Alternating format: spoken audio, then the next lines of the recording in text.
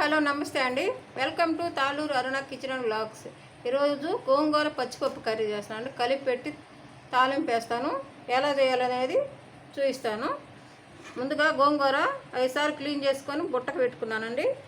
Onions, పచ్చిమిర్చి, tomato cut చేసి కడిగిన డేక్షలో వేసుకోవాలి.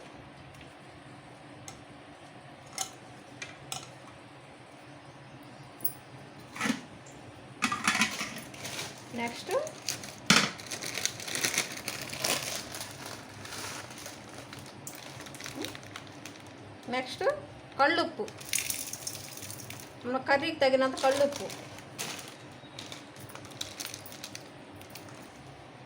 కారం తగినంత, కర్రీకి తగినంత కారం అండి,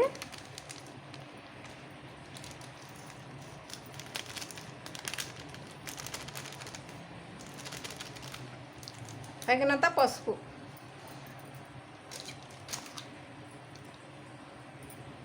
పచ్చిపప్పు అరగంట క్రితం క్లీన్ చేసుకొని నానబెట్టుకున్నామండి. నానబెట్టి పచ్చిపప్పు,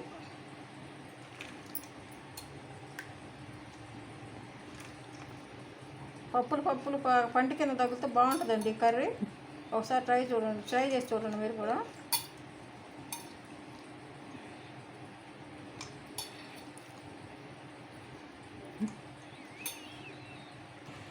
ఇవంతా కలిపి పెట్టుకోవాలి.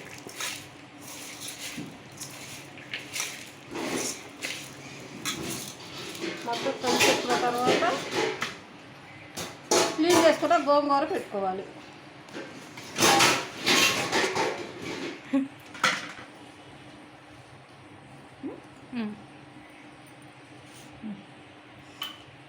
ఇప్పుడు వాటర్ పోసుకోవాలండి.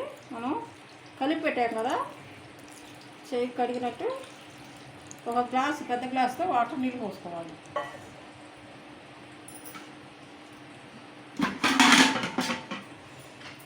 మూత పెట్టేసి స్టవ్ మీద పెట్టుకున్నాం. ఉడికించుకున్నానండి. ఉప్పు, కారం, పసుపు అన్నీ వేసేసి కలిపి పెట్టేసి గోంగూర కూడా క్లీన్ చేసి కలిపి పెట్టేసి ఉడకబెట్టుకొని రుబ్బుకోవాలండి. రుబ్బుకున్న తర్వాత తాలింపు వేయాలి.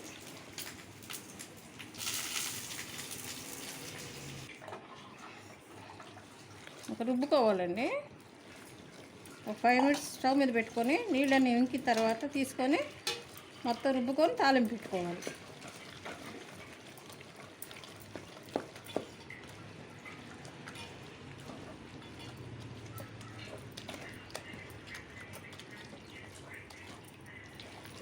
తాలింపుకు రెడీ చేసుకున్నానండి. బాండి స్టవ్ మీద పెట్టాను, ఆయిల్ వేసాను. ఆయిల్ హీట్ ఎక్కిన తర్వాత ఎండుమిర్చి, తాలింపు దినుసులు, వెల్లుల్లి పచ్చాగా దంచుకోవాలండి.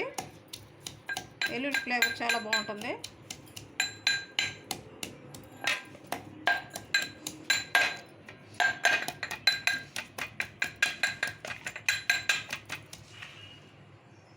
వెల్లుల్లి దంచుకున్నాను. ఎండుమిర్చి, తాలింపు దినుసు, ఆనియన్స్ కూడా కట్ చేసుకున్న ఆనియన్స్ కూడా వేసానండి. వేసి తాలింపు గింజలు, మిరపకాయలు వేగుతూ ఉన్నాయండి. ఈలోపు దంచుకున్న వెల్లుల్లి, కరివేపాకు, వెల్లుల్లి,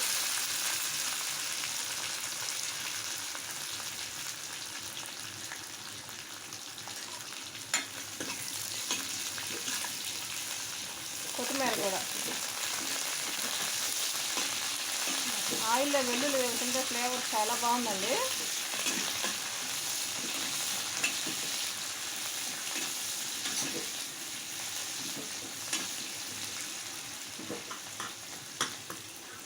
బాగా వేయించుకోవాలి. బాగా వేగిందండి. ఇప్పుడు రుబ్బుకున్న గోంగూర వేసుకోవాలి. దీంట్లో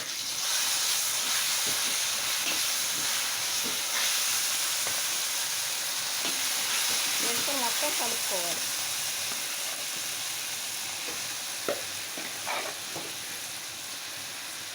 ఆయిల్ కొంచెం ఎక్కువ వేసుకోండి. ఆయిల్ ఉంటేనే బాగుంటుంది తాలింపులో.